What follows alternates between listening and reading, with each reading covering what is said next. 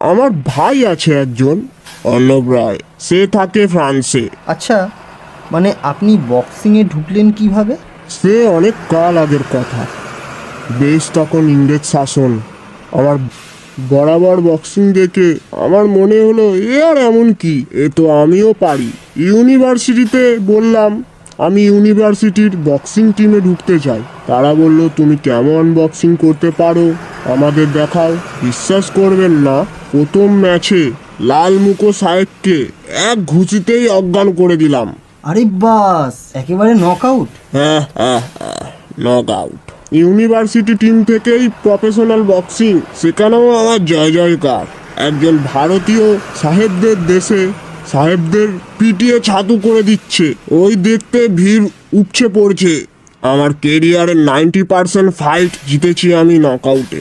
সাহেবরা আমাকে একটি নাম দিয়েছিল, কি হ্যারিকেন রয়। কি যেন একটা মনে পড়ে গেল আমার।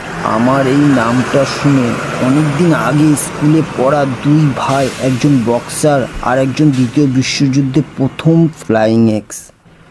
একজন মারা গেছেন যুদ্ধে ফ্রান্সে, আর অন্যজনের কবর কলকাতার ভবানীপুর সিমেট্রিতে। ও ও ও, আপনি? আমায় চিনতে পেরেছেন তাহলে? আমার হাত পা ঠান্ডা অবশ হয়ে আসছে। কোনো ক্রমে টলতে টলতে উঠে দাঁড়ালাম।